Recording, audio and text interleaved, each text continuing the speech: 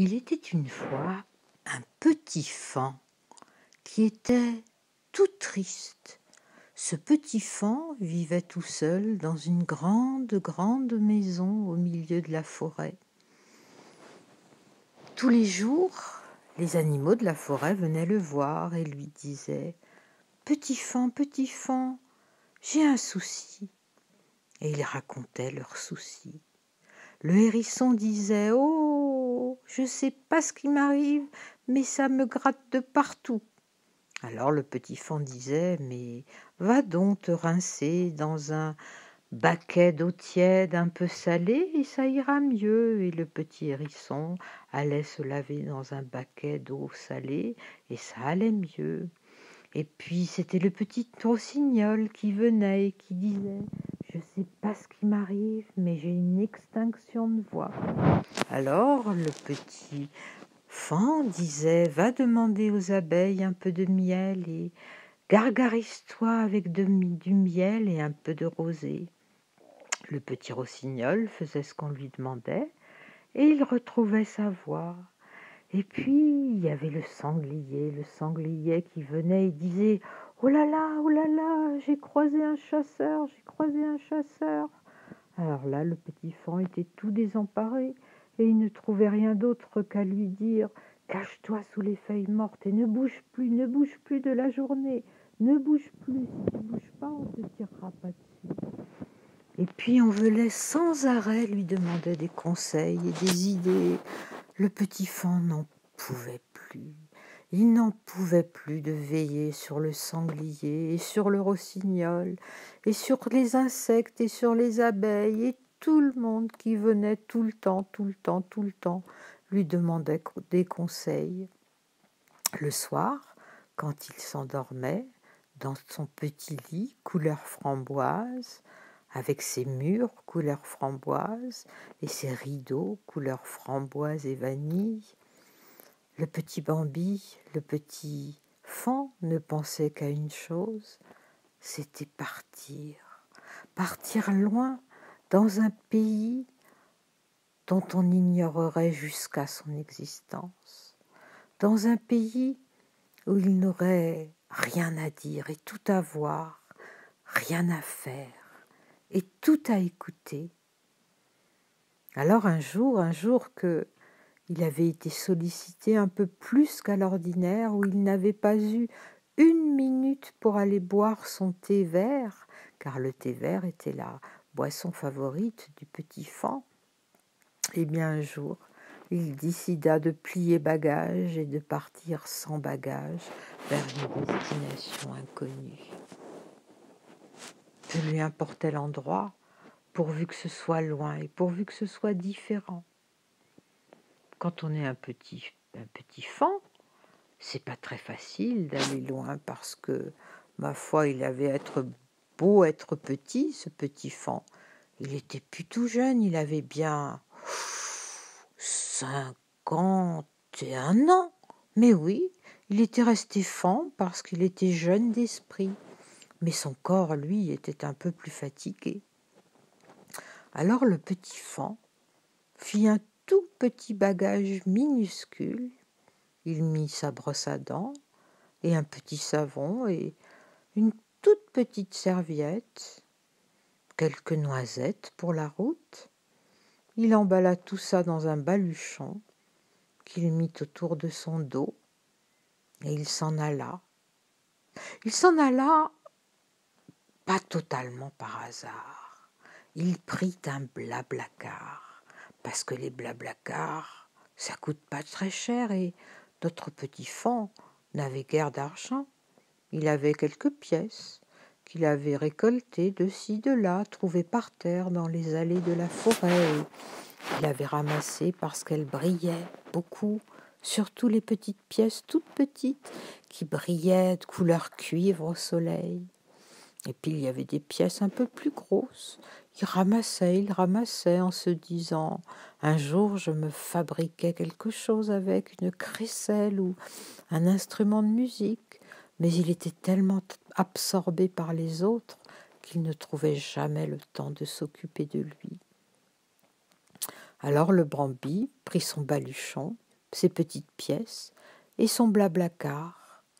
Il payait avec ses petites pièces et il se dit, le jour où je n'aurai plus de sous, eh bien je m'arrêterai et sûrement j'arriverai dans un autre pays où on ne viendra pas tout le temps me demander conseil.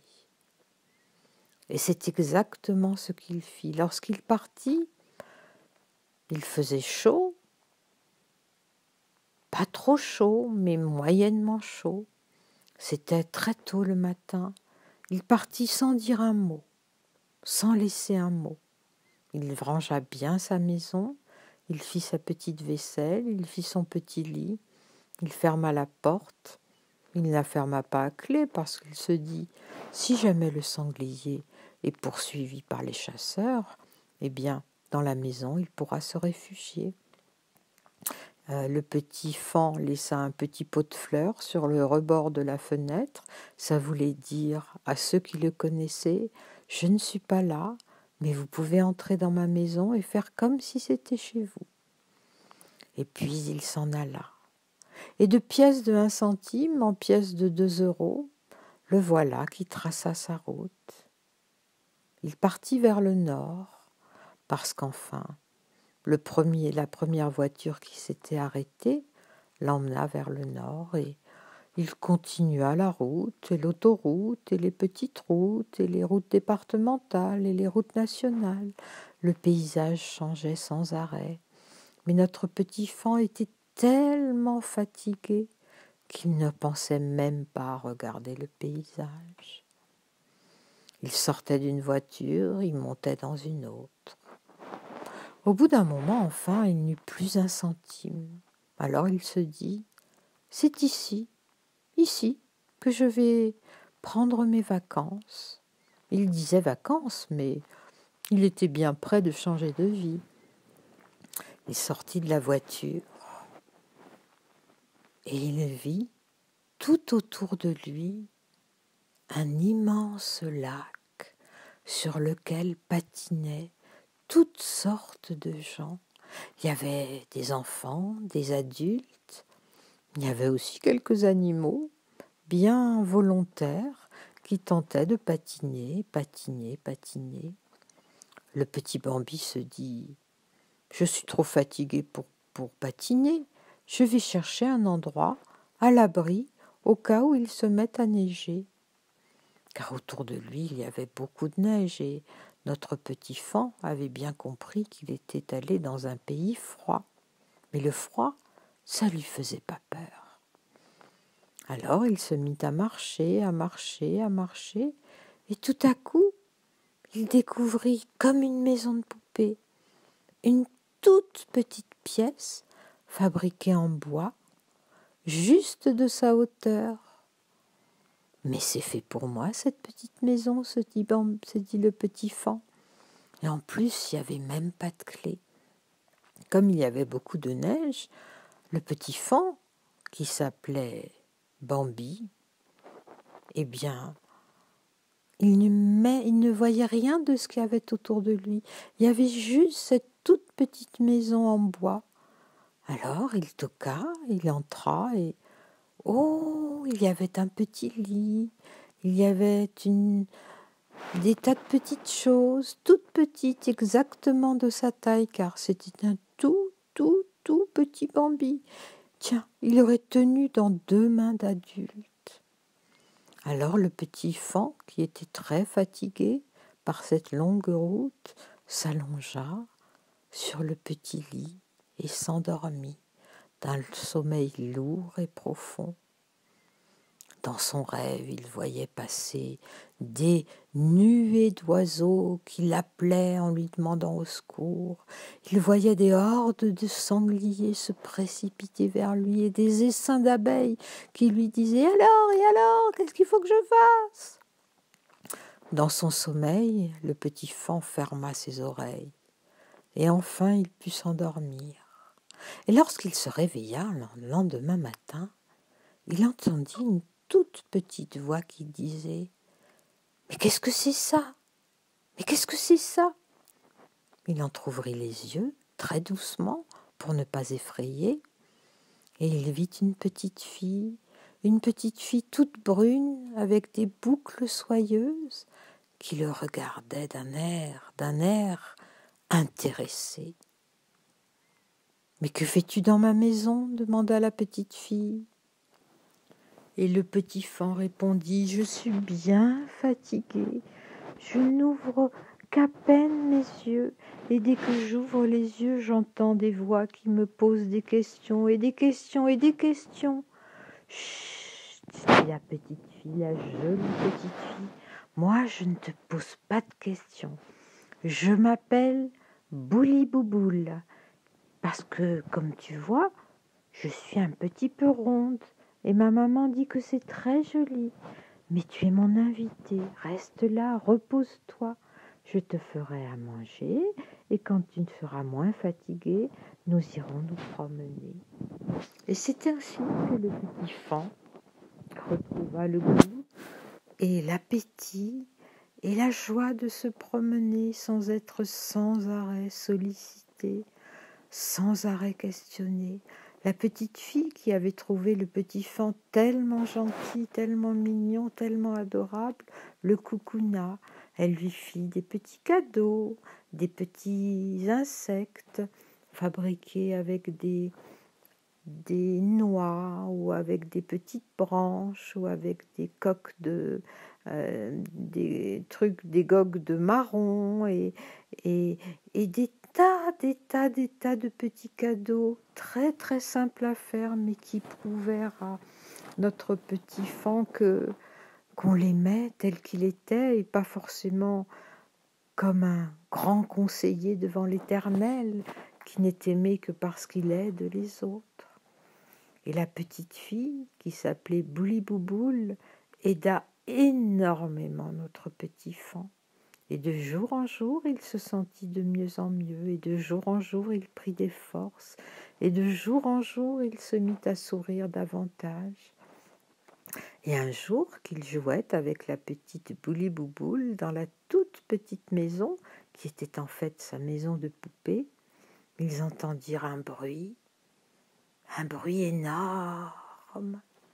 Ils ouvrirent la porte et devant eux, ils virent une farandole d'oiseaux, de cigognes, d'albatros, de tout ce qu'il y a de plus grand comme oiseaux dans l'univers.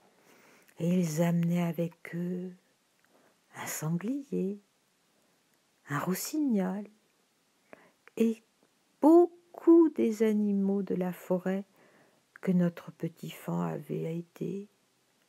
Le petit faon stupéfait dit « Mais que faites-vous là ? Mais qui vous a dit que j'étais là ? Mais... » Et il commençait à s'embrouiller en se disant « Mais ils ont donc encore quelque chose à me demander ?» Alors le sanglier s'approcha et dit « Faon, gentil faon, on a trop abusé de ta gentillesse. On ne s'est pas rendu compte qu'on t'épuisait chaque jour à te demander et ça, et ça, et ça, sans jamais se poser la question de savoir et toi comment ça va, sans jamais se demander si toi tu avais besoin de quelque chose. Alors vois-tu, on est venu pas pour te demander quelque chose, on est venu juste pour te remercier. On n'a rien d'autre, juste pour te remercier.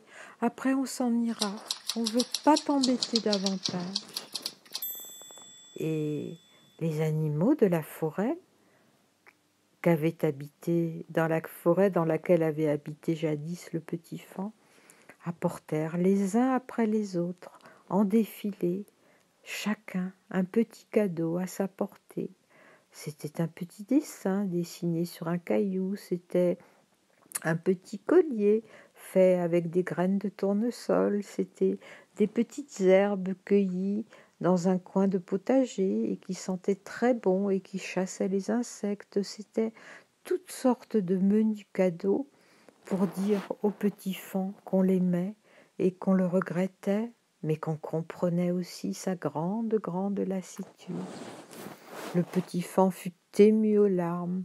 Boulibouboule rigolait tellement elle était contente de voir son petit faon content lui aussi, et tellement elle trouvait que c'était gentil de la part des amis de la forêt d'être venus, rien que pour lui dire qu'ils tenaient à lui. Alors le petit faon remercia chacun des petits amis, et la petite Bouboule dit « Mais moi je le garde le faon, je le garde, c'est mon ami !»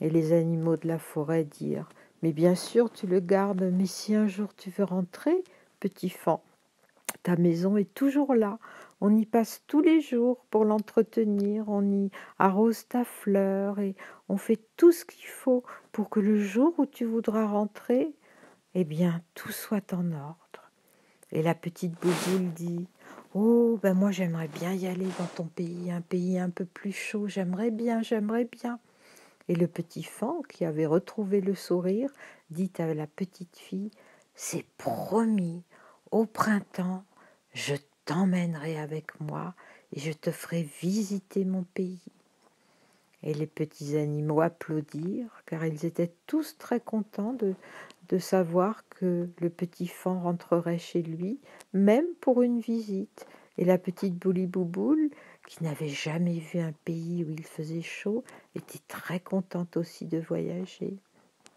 Et la cigogne, la grande cigogne, dit « Je te laisse le pigeon voyageur. Quand tu voudras rentrer, fais-lui signe. Il m'enverra un message et je viendrai te chercher. » Et c'est ainsi exactement que les choses se passèrent.